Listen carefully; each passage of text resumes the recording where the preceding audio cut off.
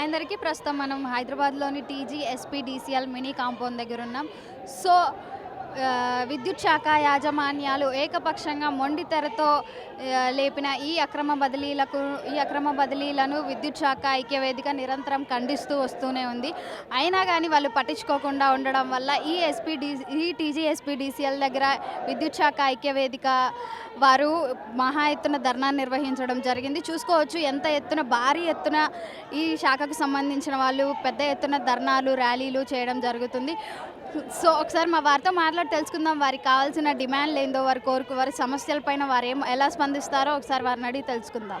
అన్న చెప్పండి, తెలంగాణలో విద్యుత్ శాఖ బదిలీలపై ప్రక్రియ తీవ్ర వివాదాస్పదమైంది. అర్హులైన వారిని కాదని ఏఈడి ప్రక్రియలో అక్రమాలు జరుగుతున్నాయని ఆరోపణలు వస్తున్నాయి. దానిపై మీరు ఏం చెప్తారు? నిజంగా అండి, ఇది వాస్తవానికి మాకు ప్రతి సంవత్సరము 3 సంవత్సరాలకు ఒకసారి ట్రాన్స్ఫర్ జరుగుతుండే. కానీ ఈసారి మాత్రం సీఎండి గారి మొండి వైఖరి వల్ల 2 ఇయర్స్గా కుదించడం జరిగింది. దానికి ఎటువంటి మా పిల్లలకు ఇబ్బంది అవుతుంది. స్కూళ్ళ టైంలో కానీ ఎప్పుడైనా కానీ మే కానీ జూన్లో కానీ ప్రాపర్గా ట్రాన్స్ఫర్ జరగాలి. కానీ ఈసారి జనవరిలో ఎటు కాకుండా మా పిల్లల భవిష్యత్తు కూడా పాడే విధంగా ఉంది. దయచేసి సీఎండి సార్ గారికి మా విన్నపం ఏంటంటే మాకు మే జూన్లో ట్రాన్స్ఫర్ చేస్తే బాగుండేది. అదేవిధంగా మా పిఆర్సీ కమిటీని కూడా కాలయాపన చేయడం జరుగుతుంది.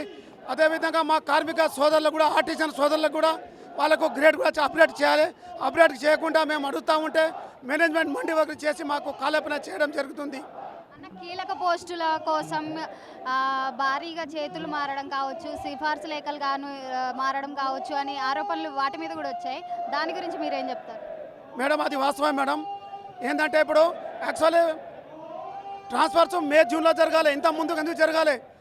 మా పిల్లల భవిష్యత్తు పాడేటట్టుంది. అదిగా మాకు అనుమానాలు ఉన్నాయి మేడం.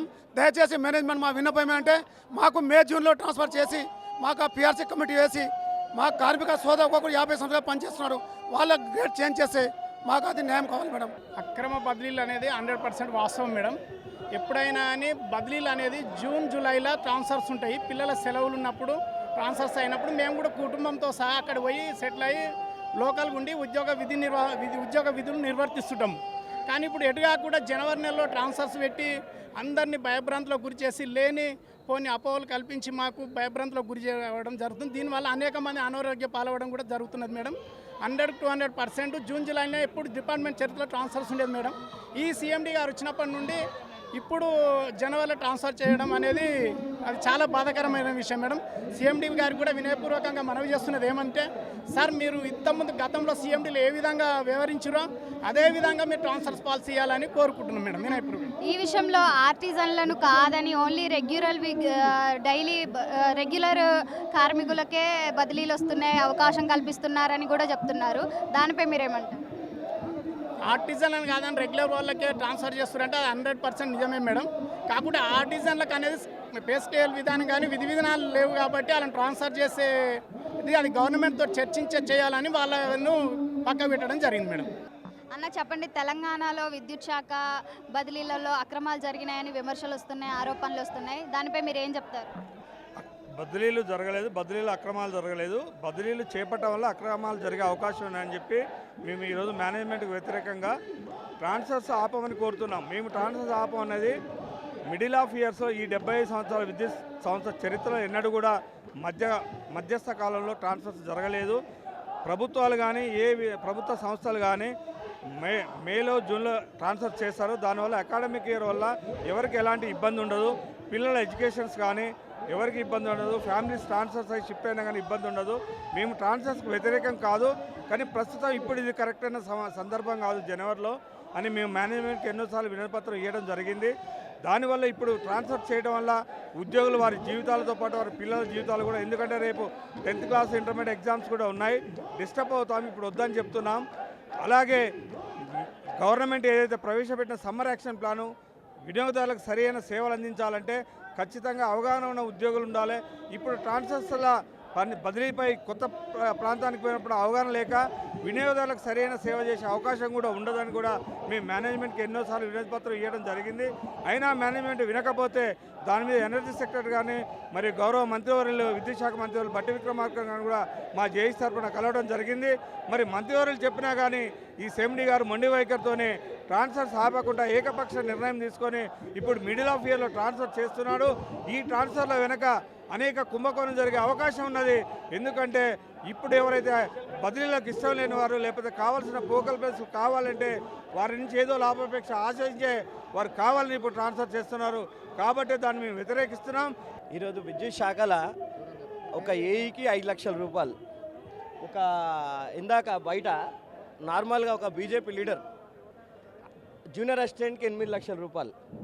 అసలు కూరగాయల బేరంలాగా ఇది ఎంప్లాయీస్కి గతంలో అంటే చాలామంది చెప్పారు, అంటే నేను విన్నా జనరల్గా ఒక సిఐ ట్రాన్స్ఫర్కి 5 నుంచి 10 లక్షల రూపాయలు లోకల్ ఎమ్మెల్యే లెటర్ ప్యాడ్ ఇవ్వాలనేసి.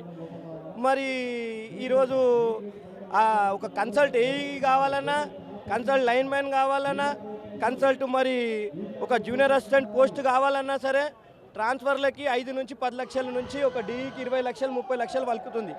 మరి ఈ లక్షలలో వలుకుతుంది, ఈ పైసలు దేనికి పోతున్నాయి, మరి ఎక్కడ పోతున్నాయి? ఈ ట్రాన్స్ఫర్ల గతంలో మేము ఎక్కడ కూడా చూడలే ఈ పైసలు ఇచ్చుడు ట్రాన్స్ఫర్లు పోస్టింగ్లు అనేసి. ఇప్పుడు ఈ కొత్తగా ఈ లాస్ట్ ఈ 2-3 నుంచి సంవత్సరాల నుంచి ఈ పోస్టింగ్లకు మేము పైసలు వింటున్నాం తప్ప గతంలో ఎప్పుడు కూడా వినలే. మరి ఎందుకు అంటే మేము కూడా జీతాలు చేస్తే అంటే ఒక గవర్నమెంట్ ఎంప్లాయీ ఎంత సంపాదించగలుగుతాడు? కోటిన్నర, అంతకన్నా ఎక్కువ సంపాదించలే. మరి అదే పోస్టింగ్లకి ఈరోజు 20 నుంచి 30 లక్షల రూపాయలు ఇస్తే గతంలో మరి మేము ఏం చేయాలి, ఎవరితో ఉండాలి? మరి ఇట్లా చేస్తే మరి మా ఎంప్లాయీస్ కూడా కరప్టెడ్ అవుతారా కాదా? జనరల్గా కరప్టెడ్ అవుతుంది. ఏసీపీకి ఎందుకు ఇన్నిగనం ట్రాప్లు అవుతున్నాయి? అలా ఎందుకు అవుతున్నాయి? ఇప్పుడు అధికారులు ఎవరైతే మాకన్నా ఇవాళ ఎవరైతే ఉన్నారో వాళ్ళు మా మీద ప్రెజర్ చేస్తారు. ఏమని? 5 నుంచి 10 లక్షలు, 20 లక్షలు, 30 లక్షలు అని. ఆ 30 లక్షల గురించి మేమేం చేస్తాము? వాళ్ళకి 30 లక్షలు ఇచ్చారు కానీ కంపల్సరీ వాళ్ళు కరప్షన్ చేయడానికి అవకాశం ఉంది. దానివల్ల వీళ్ళు కరప్షన్ చేస్తారు కాబట్టి డెఫినెట్గా వాళ్ళు కరప్షన్ చేసి పైసలు మూట కట్టుకొని పోయి వాళ్ళు అధికారులకు ఇవ్వడమైంది. ఈ యొక్క ఏదైతే విద్యుత్ సంస్థలో ఎప్పుడే కానీ జూన్ జూలైలో ట్రాన్స్ఫర్స్ అనేటివి ఉండేవి. కానీ ఇప్పుడున్న సీఎండి గారు కాకుండా మరి అక్రమంగా ఎంప్లాయీస్ని అయితే ఉద్యోగులను వేధించడం ఉద్దేశంలో ఇప్పుడు ఈరోజు జనవరి నెలలో మరి ట్రాన్స్ఫర్స్ అనేది పెట్టాడు. ఈ జనవరి నెల అనేది కరెక్ట్ కాదు. ఎందుకంటే ఉద్యోగస్తుల పిల్లలు కూడా ఈరోజు స్కూళ్ళలో జాయిన్ అయి ఉన్నారు. వాళ్ళందరినీ కూడా ఈరోజు వాళ్ళు హెడ్ క్వార్టర్ మార్చడం కష్టం. కాబట్టి సీఎండి గారు కావాలని కూడా సీఎండి గారు కావాలనే ఈ మేనేజ్మెంట్ అవుతుందో 4 ఏదైతే కంపెనీల మన ఏదో సీఎండీలు కావాలని ఉద్యోగులను భయభ్రాంతం గురి చేసి రేపు రాబోయే పిఆర్స్లో కూడా వారికి పిఆర్స్ అనేది రాకుండా చేద్దామనే ఉద్దేశంతో వాళ్ళు చేస్తున్నారు. కాబట్టి దీన్ని ఎట్టి పరిస్థితి కూడా మేము ఒప్పుకోం. అందుకే ఈరోజు మహాధరణ పెట్టినాము. అన్న, అయితే ఈ బదిలీలలో ఆర్టిజన్లను కాకుండా కేవలం రెగ్యులర్ ఉద్యోగులకే అవకాశం కల్పించడంపై కూడా ఆరోపణలు వస్తున్నాయి. దానిపై మీరు ఏం చెప్తారు? ఆర్టిజన్ ఉద్యోగులు కూడా వాళ్ళకి అయితే గ్రేడ్ చేంజ్ అనేది మేము పెట్టాము. గ్రేడ్ చేంజ్ అలాగే వారి కన్వర్షన్ అనేది కావాలి. వారికి ఉన్న డిమాండ్, ప్రధానమైన డిమాండ్ ఏంటంటే గ్రేడ్ చేంజ్. వారికి ఫైనాన్షియల్ బెనిఫిట్ అనేది లేదు, వారికి ప్రమోషన్ పదోన్నతి కూడా లేదు. కాబట్టి అది ముందు అయినాక చేయమని చెప్పాము. అయినా వారికి కూడా ట్రాన్స్ఫర్స్ ఇవ్వాలి. కానీ విడగొట్టి ఎంప్లాయీస్ని విడగొట్టి డివైడ్ అండ్ రూల్ చేసే పద్ధతిలో భాగంగా ఆర్టిజన్ను వేరు చేసింది. ఇదంతా మేనేజ్మెంట్ కుట్ర. అయితే ఈ విషయంపై మీరు ఇంతకుముందు ఇదే ప్రాంతంలో కూడా ధర్నాలు చేపట్టడం జరిగింది, నిరసనలు తెలియజేయడం జరిగింది. అయినా ప్రభుత్వం ఎందుకు పట్టించుకోవట్లేదండి? ఏం లేదు, వాళ్ళకి ఎదురు ప్రభుత్వం ఏంటంటే కావాలని ఐఏఎస్ ఆఫీసర్ను ఈ సంస్థ మీద ఎత్తేసి ఉద్యోగులు రావాల్సిన మానిటరీ బెనిఫిట్స్ కానీ ఇవన్నీ ఇవ్వకుండా దానికి తప్పించుకోవడం, ఉద్యోగులు రావాల్సిన బెనిఫిట్స్ తప్పించుకోవడం కోసమే ఈ మేనేజ్మెంట్ ఈ విధంగా మరి ఉద్యోగులంతా కూడా విడగొడుతుంది. ఇదంతా కూడా ఒక కుట్రలో భాగమే. ఉద్యోగస్తులు విడగొట్టి రావాల్సిన ఫైనల్ బెనిఫిట్ ఇవ్వకుండా మరి చేసే కుట్రలో భాగంగా మమ్మల్ని విడగొట్టే ప్రయత్నం చేస్తున్నారు. కానీ మేము 80% కూడా విడిపోము. అందరం కూడా ఈరోజు ఉన్న సంఘాలన్నీ కూడా 40 సంఘాలు ఒకటై ఈరోజు వచ్చినాయి. 2 జాకుడు కలిసి వచ్చినాయి. ఇక ముందు 3వ జాకుడు దీంట్లో కలిసి వస్తుంది. ఈ తెలంగాణలో ఈ విద్యుత్ శాఖలో అక్రమ బదిలీలు జరుగుతున్నాయన్న ఆరోపణలు ఉన్నాయి. దానిపై మీరు ఏం చెప్తారు? మేము కోరుకునేది ఏంటంటే యాజమాన్యానికి ముఖ్యంగా బదిలీల విషయంలో బదిలీ చేయొద్దని మేము అనట్లేదు, బదిలీ చేయాలి. ప్రతి ఉద్యోగికి ఉద్యోగ ధర్మంలో ఒక ప్రాంతం నుంచి ఇంకో ప్రాంతం బదిలీ అయ్యే ప్రక్రియ ఖచ్చితంగా ఉంటుంది. కానీ ఆ బదిలీ ప్రక్రియలో భాగంగా ఇచ్చిన నియమ నిబంధనలకే మేము విరుద్ధం. గతంలో విద్యుత్ శాఖ ఎప్పటి నుంచి అయితే గత 30-50 సంవత్సరాల నుంచి విద్యుత్ శాఖ మరి ఈ తెలంగాణ రాష్ట్రంలో ఉందో ఎప్పుడు కూడా మే జూన్లోనే అంటే అకాడమిక్ ఇయర్లోనే బదిలీలు జరిగే ప్రక్రియ ఉన్నది. అదే సాంప్రదాయాన్ని మరి పాటించవలసిందిగా మేము కోరుతా ఉన్నాం బదిలీల విషయంలో. అయితే సరైన కారణాలు పారదర్శక నిబంధనలు లేకుండా బదిలీలు జరపకండి అని హైకోర్టు కూడా తీర్పిచ్చింది. అయినా నిబంధనలకు విరుద్ధంగా ఈ అక్రమ బదిలీలు జరుగుతూనే ఉన్నాయి. దానిపై మీరేం చెప్తారు? బదిలీల విషయంలో యాజమాన్యమే తుది నిర్ణయము, కానీ ఆ చట్టంలో ఉండే మార్పులకు అనుగుణంగా మేము ప్రభుత్వ కార్యక్రమంలో ఏ కార్యక్రమంలో అయినా తూచా తప్పకుండా ప్రభుత్వ విషయాలను ప్రజలకు చేరవేసే విధంగా నాణ్యమైన విద్యుత్తును నిరంతరాయం అందిస్తూ ప్రభుత్వ కార్యక్రమాలను ప్రజల వరకు చేరవేసే కార్యక్రమంలో ఏదైతే నిర్విరామంగా చేస్తూ ఉన్నామో మరి అదే రకంగా ఈరోజు ఉద్యోగస్తులు, ఉద్యోగ సంఘాలకు, ఉద్యోగాల నాయకులకు మరి సరి అయిన గౌరవం కూడా ఇవ్వకుండా మరి వారి యొక్క ప్రతినిధులకు కూడా వారి యొక్క మాటకు కూడా విలువ ఇవ్వకుండా ఆ నిబంధనల్లో మార్పు కోరుతా ఉన్నాము. ఆ నిబంధనలు మార్పు చేయగలిగితే మాత్రం మేము యొక్క ఈ ధర్నాను కార్యక్రమంలో ముఖ్యంగా తీసుకున్న అంశంగా మేము ఈ సందర్భంగా తెలియజేస్తాము. రాష్ట్ర జేఏసీని పురస్కరించుకొని ఇక్కడ చేసుకున్న మన ఈ సమావేశానికి హాజరైన మీ అందరికీ మరొకసారి ధన్యవాదాలు తెలియజేస్తూ మరి ఈరోజు ఎందుకంటే ఈ చరిత్రలో ఎప్పుడూ లేని విధంగా, ఎందుకంటే గత 70 సంవత్సరాల నుండి కూడా ప్రతి సంవత్సరము ఈ ఇక్కడ మే జూన్లో ట్రాన్స్ఫర్ అనేవి జరుగుతూ ఉంటాయి. ఎందుకంటే ఈ జనవరిలో ట్రాన్స్ఫర్ చేయడం వల్ల అకాడమిక్ ఇయర్ పిల్లలకు ఎగ్జామ్స్ ఉంటాయి కాబట్టి దీన్ని వ్యతిరేకిస్తున్నాం మేము, అంతే తప్ప ట్రాన్స్ఫర్ చేయకూడదు అనేది ఉద్దేశం కాదు. ట్రాన్స్ఫర్కు మేము వ్యతిరేకం కాదు.